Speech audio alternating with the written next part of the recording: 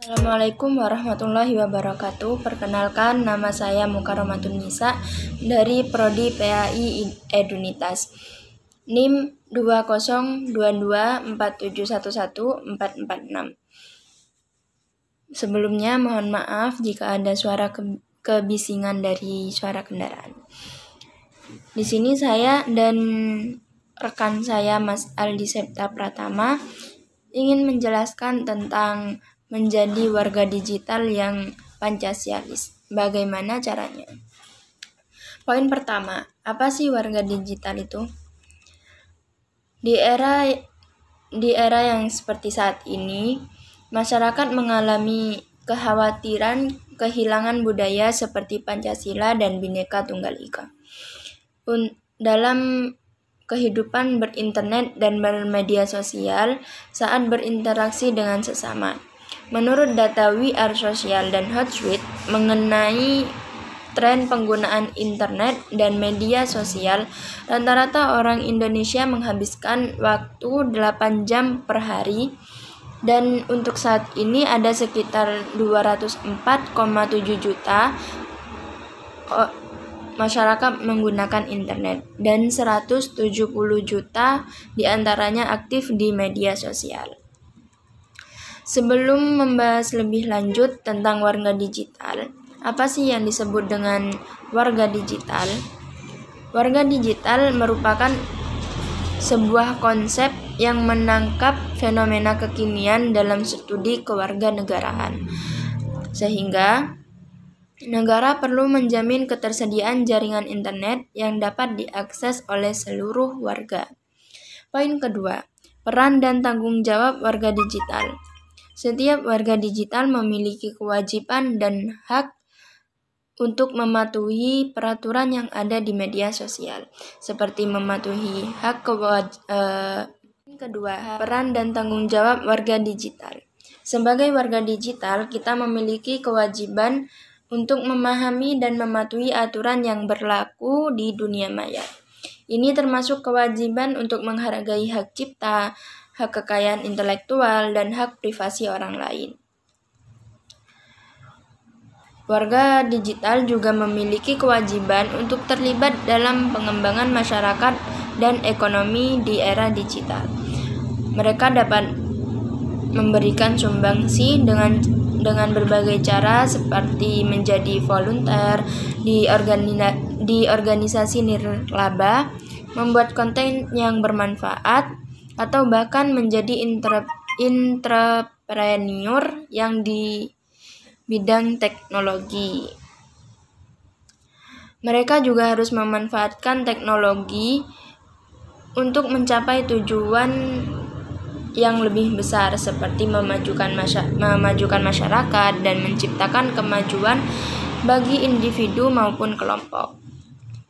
Oleh karena itu, kewajiban warga digital adalah memanfaatkan teknologi secara bijaksana dan bertanggung jawab, serta terlibat dalam pengembangan masyarakat dan ekonomi di era digital. Untuk poin selanjutnya akan dijelaskan oleh rekan saya, Mas Aldi Septa Pratama. Selanjutnya, yang C, pentingnya Pancasila dalam kehidupan digital. Nah, sangat penting bagi kita untuk membangkitkan kembali nilai-nilai Pancasila di era masyarakat. Terlebih lagi di saat ini sangat deras perkembangan teknologi dan informasi. Sangat banyak dan beragam tantangan Pancasila di era digital dan media sosial. Ibaratkan pisau yang bermata dua. Nah, kenapa bermata dua? Saat ini perkembangan teknologi termasuk media sosial di dalamnya membawa dampak. Nah, dampaknya itu terdapat dua dampak, yaitu dampak positif dan juga dampak negatif. Dampaknya ini sangat kuat sekali. Nah, media sosial telah menyediakan ruang bagi masyarakat saat ini, yaitu untuk saling terhubung, saling berinteraksi, dan saling berkomunikasi. Jadi, hanya melalui media sosial kita sudah dapat berinteraksi dan berkomunikasi. Dan juga beragam wacana dan isu dapat cepat menyebar melalui media sosial. Nah, salah satunya yaitu isu ideologi yang lamban laun membawa pengaruh pada nasionalisme masyarakat Indonesia. Kemudian, media sosial juga membawa pengaruh pada penguatan politik identitas. Tidak sedikit penggunaan simbol bersifat sara yang cenderung memecah belahkan masyarakat bangsa yang saat ini ada hanya melalui media sosial saja. Kemudian, oleh sebab itu, di sini kita menekankan pentingnya bagi kita seluruh elemen bangsa untuk saling mengulang dan menguatkan narasi nilai-nilai Pancasila agar hidup lebih sehat dalam berkehidupan bermasyarakat, berbangsa, dan juga bernegara. Dengan begitu, perkembangan digital saat ini tidak semakin menggerus nilai-nilai yang terkandung di dalam Pancasila. Nah, ruang publik di media sosial perlu terus menjadi bagian dari pendidikan karakter di samping pendidikan yang formal. Jadi tidak hanya pendidikan formal, tetapi ruang-ruang pendidikan lainnya yang digital juga perlu kita inisialisasi atau kita tambahkan dengan nilai-nilai Pancasila agar nilai Pancasila tadi tidak tergerus atau terbawa hilang oleh Pancasila, oleh digital itu sendiri. Kemudian pentingnya ruang digital ini diharapkan bisa dimanfaatkan menjadi tempat untuk memupuk nasionalisme dan membangkitkan nilai-nilai kembali Pancasila di Indonesia. Kemudian kuncinya, yaitu kunci penerapan Pancasila dengan memberikan contoh yang baik melalui literasi digital oleh aparatur negara, tokoh agama, dan tokoh masyarakat, khususnya bagi kita, generasi-generasi milenial ini. Nah, nilai Pancasila ini harus selalu diterapkan pada masyarakat Indonesia, meskipun saat ini kita tengah deras-derasnya arus era globalisasi pada saat ini.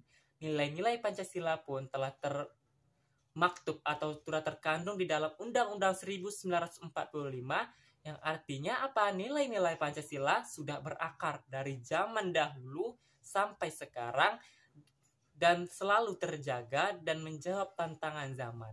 Jadi nilai-nilai Pancasila tetap utuh sampai sekarang walaupun kita sudah masuk di era digitalisasi.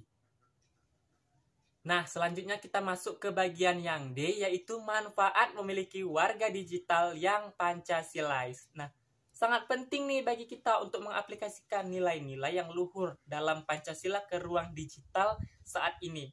Nah, manfaat apa saja sih yang kita dapatkan menjadi warga digital yang Pancasilais? Nah, jadi manfaatnya diantaranya adalah yaitu yang pertama, satu, kita itu menjadi warga digital yang tidak mudah terprovokasi oleh hal-hal atau informasi yang belum jelas asal dan usulnya. Jadi kita itu harus mencari tahu dulu. Kita juga harus bijak dalam bermedia sosial agar tidak menjadi masyarakat yang mudah terprovokasi oleh bagian ini kita ikut, bagian ini kita ikut. Jadi kita harus menilai dulu, kita lihat dulu. Kemudian yang kedua yaitu kita terhindar dari berbagai macam penipuan, informasi hoax, dan kejahatan cyber dan lainnya yang ada di internet. Nah, pada saat ini kita itu sedang marak-maraknya tergerus oleh penipuan-penipuan online, penipuan-penipuan di media sosial. Jadi dengan kita menjadi warga digital yang Pancasilais, kita akan terhindar dari berbagai macam penipuan. Kemudian yang ketiga yaitu meningkatkan kecakapan dalam ruang interaksi digital. Jadi kita akan terus meningkatkan kecakapan kita di dalam ruang interaksi digital. Selanjutnya yang E yaitu membangun warga digital yang Pancasilais. Bagaimana sih cara kita membangun menjadi warga digital yang Pancasilais? Nah, langkah-langkahnya adalah yang pertama yaitu pendidikan dan kesadaran Pancasila dalam konteks digital. Jadi kita berpendidikan dan juga kesadaran Pancasila masing-masing dalam diri kita harus ada. Jadi dalam konteks digitalnya kita harus ada memiliki pendidikan juga dan kesadaran Pancasila. Kalau tidak ada pendidikan dan kesadaran dari diri kita untuk mengingat atau menggerus atau mendapatkan nilai-nilai Pancasila, maka kita tidak akan menjadi warga digital. Kemudian B yaitu mengembangkan etika digital yang sejalan dengan Pancasila. Jadi kita harus memiliki etika juga dalam berdigital. Jadi tidak asal aur-auran dalam media digital, tapi kita juga memiliki etika, tidak hanya aur-auran dalam media sosial. Kemudian C, memfilter informasi dan membangun literasi digital yang kritis. Nah, jadi kita harus memilih-milih informasi, melihat-lihat informasi yang ada, untuk kita harus bisa melihat informasi ini benar tidak ya, ini informasi benar tidak. Jadi kita bisa melihat informasinya. Dan juga kita membangun literasi digital yang lebih kritis, yang lebih jelas lagi, tidak asal-asalan.